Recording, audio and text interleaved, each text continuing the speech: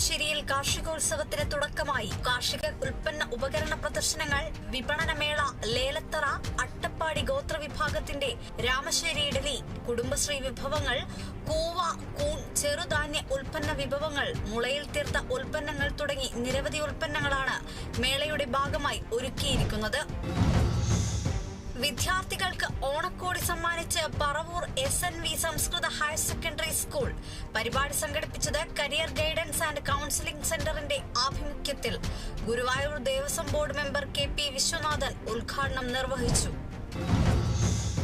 2020 ചാലക്കുടി നിയോജക മണ്ഡലം കമ്മിറ്റിയുടെ നേതൃത്വത്തിൽ ശനിയാഴ്ച 1500ഓളം പേർക്ക് ഓണസദ്യ നൽകുമെന്ന് ഭാരവാഹികൾ അറിയിച്ചു. അനാഥാലയങ്ങൾ, വൃദ്ധസദനങ്ങൾ, സർക്കാർ ആശുപത്രികൾ, ശാരീരിക വെല്ലുവിളി നേരിടുന്ന സ്ഥാപനങ്ങൾ, പാലിയേറ്റീവ് സെന്ററുകൾ എന്നിവിടങ്ങളിലാണ് ഓണസദ്യ നൽകുന്നത്.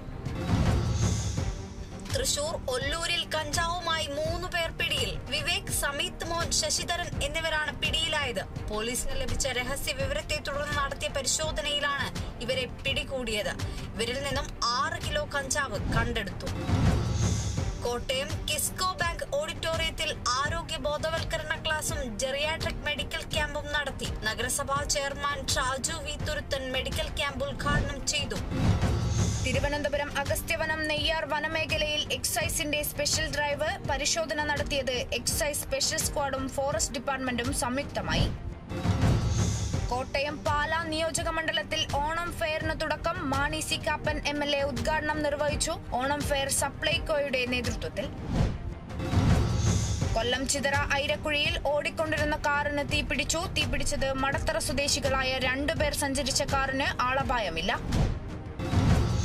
അന്തിക്കാട് KK മേനോൻ വാമനമൂർത്തി ക്ഷേത്രം റോഡ് ചെളി നിറഞ്ഞ് ശോചനീയാവസ്ഥയിൽ. 10 ലക്ഷം ചെലവഴിച്ച് ടൈലിട്ട് ഉയർത്തിയത് 10 മീറ്റർ റോഡ് മാത്രം. റോഡിന്റെ ബാക്കി ഭാഗം നവീകരിക്കാൻ അടിയന്തര ഇടപെടൽ വേണമെന്ന നാട്ടുകാർ. നടപടികൾ ഏറ്റെടുക്കുമെന്ന് MLA CC മുകുന്ദൻ.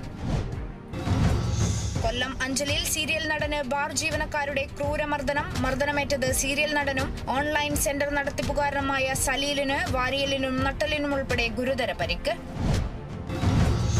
മലപ്പുറം പൊന്നാനി നിയോജക മണ്ഡലം യൂത്ത് ലീഗിന്റെ നേതൃത്വത്തിൽ പോലീസ് സ്റ്റേഷൻ മാർച്ച് സംഘടിപ്പിച്ചു. മാർച്ച് സംസ്ഥാന പോലീസ് സേനയുടെ ക്രിമിനൽ വൽക്കരണത്തിനും ആഭ്യന്തര വകുപ്പിനുമെതിരെ. തിരുവല്ല കുറ്റൂർ ഏറ്റുകടവ് റോഡിന്റെ ശോചനീയാവസ്ഥയിൽ പ്രതിഷേധം ജനകീയ സംരക്ഷണ സമിതിയുടെ നേതൃത്വത്തിൽ. റോഡിന്റെ ശോചനീയാവസ്ഥ മൂലം റോഡിൽ അപകടങ്ങൾ തുടർക്കഥ. എറണാകുളം നോർത്ത് പറവൂരിൽ നിന്ന് രാസലഹരി പിടികൂടി. രാസലഹരി കണ്ടെടുത്തത് മയക്കുമരുന്ന് കേസിൽ ജയിലിൽ കഴിയുന്ന പ്രതിയുടെ വീട്ടിൽ നിന്നും.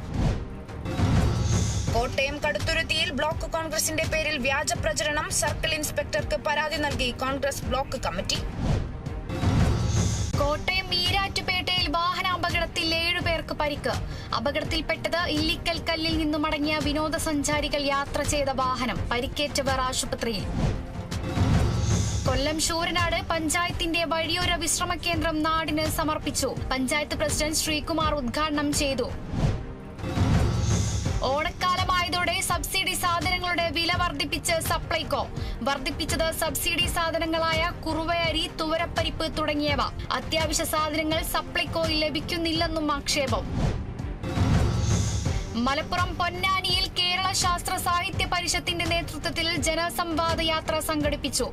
പരിപാടി ഊർജ്ജ സംരക്ഷണം, മാലിന്യ പരിപാലനം, ബദൽ ഉൽപ്പന്ന പ്രചരണം എന്നീ സന്ദേശങ്ങൾ ഉയർത്തി. മുനിസിപ്പൽ ചെയർമാൻ ശിവദാസ് ആറ്റുപുറം ഉദ്ഘാടനം ചെയ്തു.